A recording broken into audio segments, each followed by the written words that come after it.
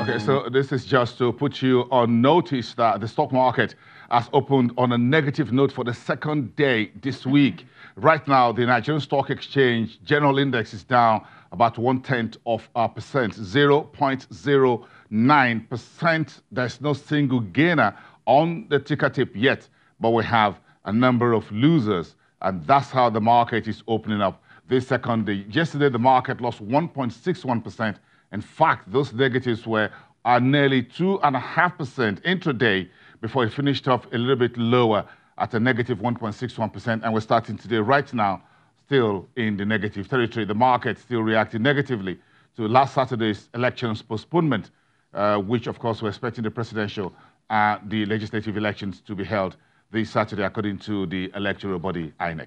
That's keeping you on notice. Temple Ashaji will have all the details and the numbers for you at about 10:50. Stick around till then. But first, let's talk about what's burning in the world of commodities. IPMAN says petrol prices should be reduced by its members to 140 naira from 145 naira per litre to allow Nigerians have enough petrol bought at lower prices because of the travels and movements and all of that for the postponed elections. Thank you, folks. That's put that on one side. But oil prices is also moving higher, so Nigerian bookmakers or election managers will be, economic managers will be taking note of that as we hit north of $60 per barrel. Nosike Nwajide is a member of the economic think tank at the Financial Derivatives Company.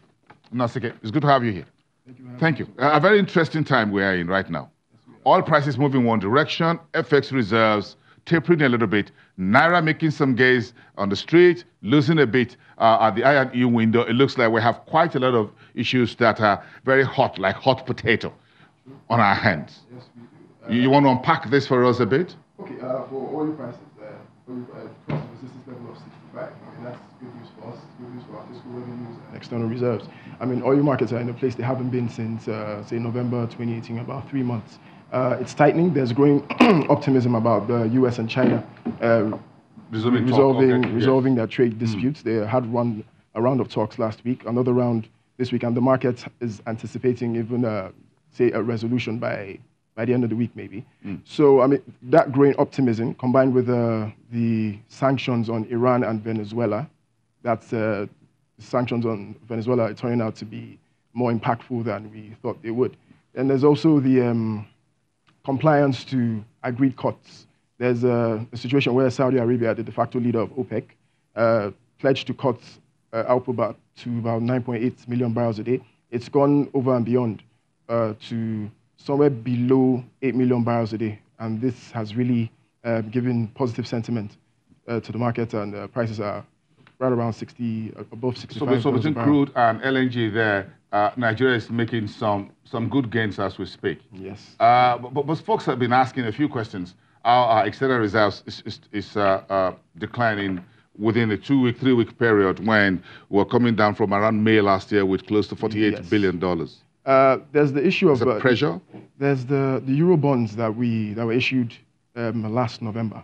This is the drawdown on the Euro bonds. We're seeing the external reserves gradually decline to about 42.84. Yes, so this is as a result of that gradual drawdown. There's also the FPI, that obviously the negative sentiment from elections. There's that relationship between elections and negative movement in external reserves. We've seen that also the CBN is aggressively intervening in the forex market to keep the exchange rate stable. So all those factors come together to continue. We've seen yet from December, from the spike, not like a spike, but the increase when we had the Eurobond issued in November. Yes. We saw that about 43, yes, 44. And we've seen that gradual drawdown Eurobond, and we've seen the external reserves decline slowly to the point. Okay. Great. So that will give us a bit of some explanations there. And again, if the FPIs are moving, we can see the I&E window where Naira is losing a bit because those folks just they're not too sure of what's going on the election space. Maybe they just want to stay back a little bit more and hope that we just get ourselves sorted out before they come back in again. That makes sense. If I have portfolio money, it doesn't stay. Portfolio money doesn't sleep overnight. Yes. When you knock on his door, it takes off. Investors are watching and waiting at the moment. Okay, so in terms of the goodies and the downers, the power output is not so good, 1.79%.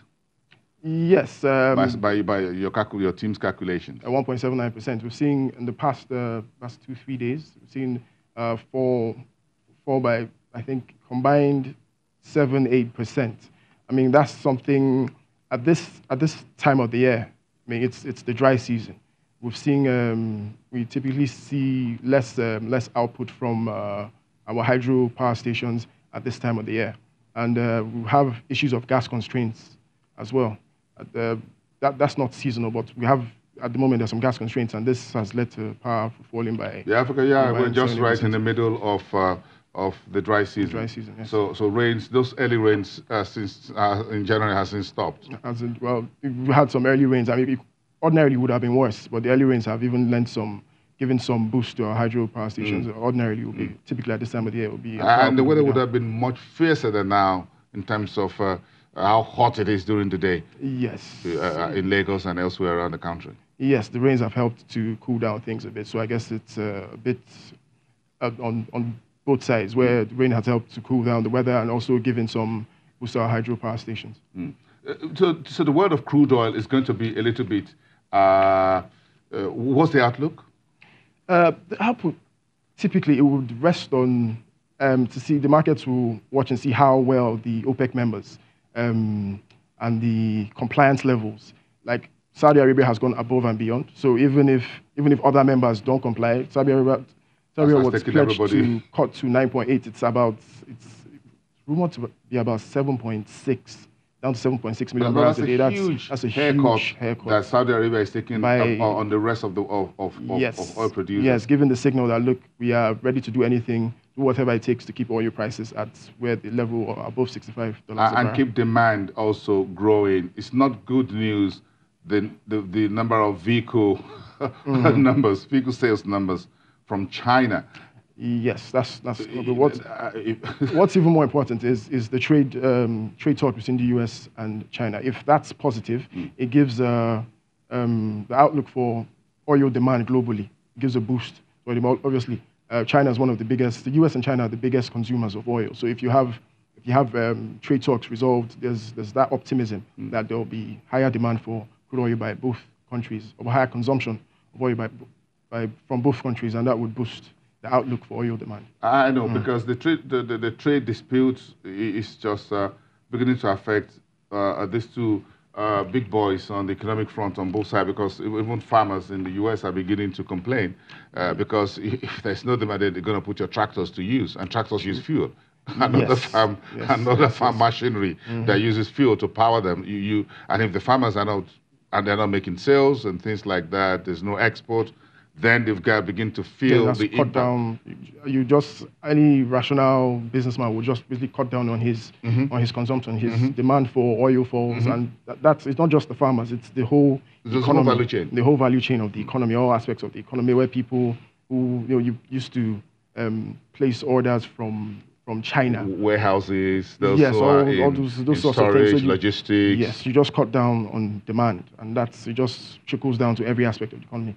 Down to amounts, consumers. All aspects of the economy, all aspects of the value chain, and consumption falls, oil demand falls, the price takes out the support from oil. So let's talk a little bit about one major product we have in Nigeria, which is sorghum. Okay. So let's look at both the production and the usage, industrial usage, and perhaps domestic consumption in Nigeria. Talk us through this. This is a product that we have in abundance in Nigeria. How do we stack up here? Okay, we are the second largest producers in the world. We are first in sub-Saharan Africa. It takes about three months from planting to harvesting. We produce about somewhere around 6 million tons annually, and the capacity is for 12 million. So you can see there's a shortfall about 50%. It takes the price is about 120,000 naira per ton at the moment.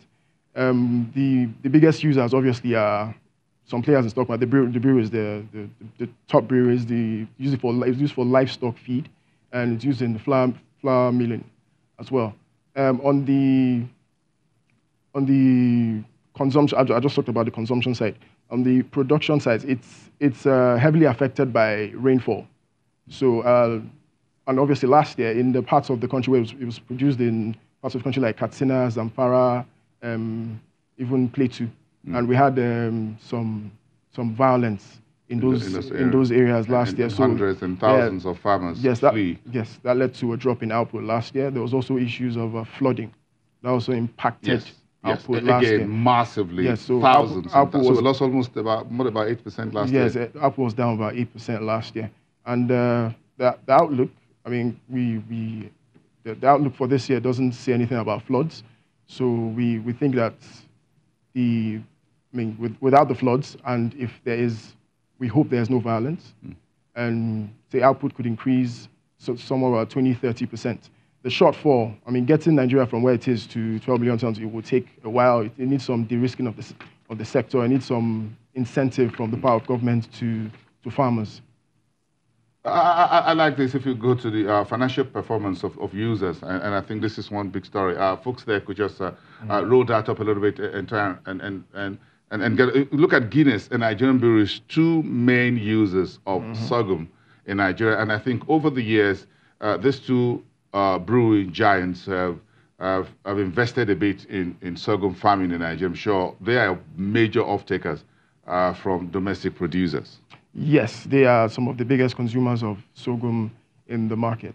But as a percentage of their cost, it's not so much. It's not so much. Obviously, the Nigerian breweries that just released their results yesterday, it was basically revenue fell about 41. Revenues fell about 4%. Oh, yeah, 4%. Yes, profit was about 41.2. And the major that loss was attributed to increase in logistics and excise duties, marketing costs, and excise duties that rose to about 25 billion. 25 that's billion. That's a whole lot of money. 25 billion. That's what you get to get a banking license from Emefiele. True. That's a huge loss. And there was also a fall in revenues from lower consumer demand. No, we just need to take note of this news from Nigerian breweries, because if excise duty, marketing and distribution costs, and sales or revenue fell for Nigeria's largest brewing company, then we can tell. Then we need to take some good note.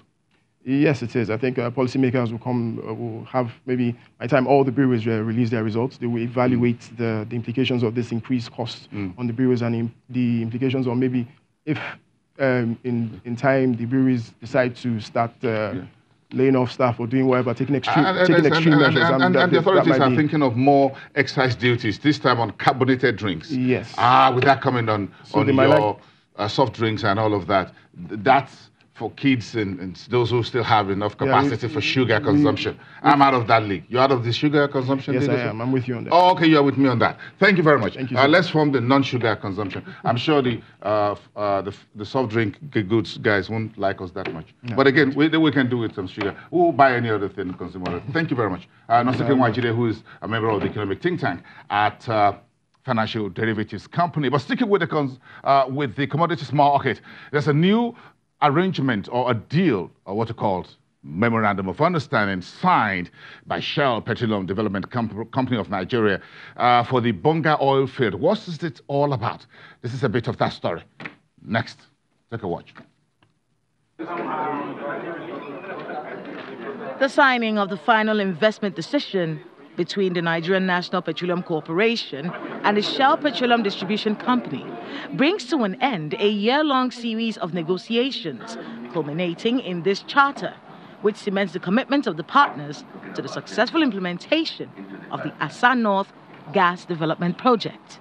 First seize the opportunity to pay special tribute to NNPC for the very tenacious journey. We have been over a year doing all this work. The project is one of the 7 critical gas development projects of the federal government. Today is another day for us to sign that HOT that will translate into a main framework agreement that will guide the development of the Bonga Southwest and establishing all the existing litigations and cases among our ourselves in the courts so that we can now face the business of producing oil and gas. We will be on top of you, Tony, through our consultants to ensure what your country chair said, delivery within time and within budget. Shell Nigeria says they are pursuing a deliberate community content strategy to provide opportunities for local contractors in the project area. This will be in addition to improving the country's chances for gas sufficiency for power. It's 300 million standard cubic feet of gas a day. That's, if you put that in energy terms, that easily translates to something like 1,200 megawatts of electricity. So it's been long in coming, so we are very pleased that finally we can move forward with this project. Over the next 2 years, we hope to be able to complete this project. With 300 million standard cubic feet of gas daily at the Asa North Gas Development Project field, the signing of the final investment decision moves Nigeria one step forward in the actualization of steady electricity generation across the country. All right, so that's about the new arrangement, what we call an MOU for the Bonga oil field with SPDC and all the stakeholders there. But of course, let's get back to the market very quickly before we remind you what's in the news. The Nigerian stock market is reopening today, or starting today's trading session in the negative territory right now. Transcorp is losing almost 10% on its share price. FBN Holdings about 1.23%. Negative reading. Wema Bank is down about 9.6%.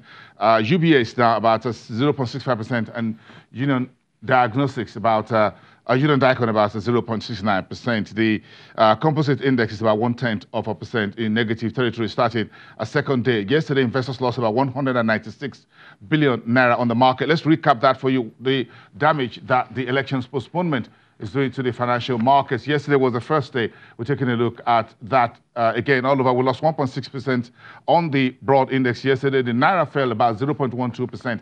The investors and exporters window and the volume of transactions also at the I&E window was down on Monday, but the Naira gained 0.65% on the US dollar on market trades. Yesterday, no sales was recorded by the central bank, the first open market operations to be conducted after the elections postponement. The central bank decided to sell some treasuries, but investors were not buying. Meantime, if you look at the secondary window, yields were up on some of the short-dated treasuries and Naira bonds. Then you take it to the global space where the Eurobond, Nigeria's Eurobond, the yields also expanded a bit on Monday to show investors' sentiments against the postponed the elections.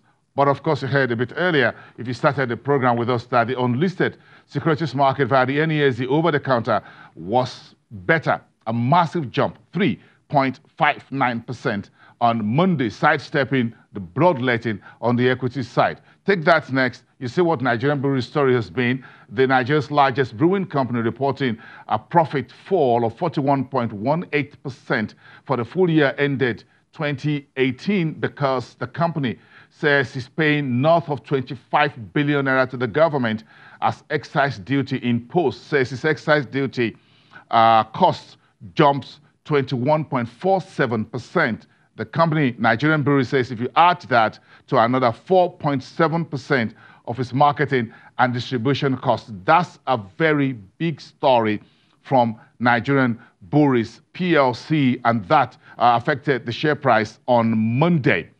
Meantime, one of the big stories today on the Nigerian market was the Arab Bank for Economic Development putting a pen to paper. Sterling Bank of Nigeria PLC, Tier 2 listed lender, says it's drawing down this facility, $65 million. The first tranche of that was $15 million. The second tranche, $50 million. We'll talk to the managing director of Sterling Bank after the break. That's here on Business Morning.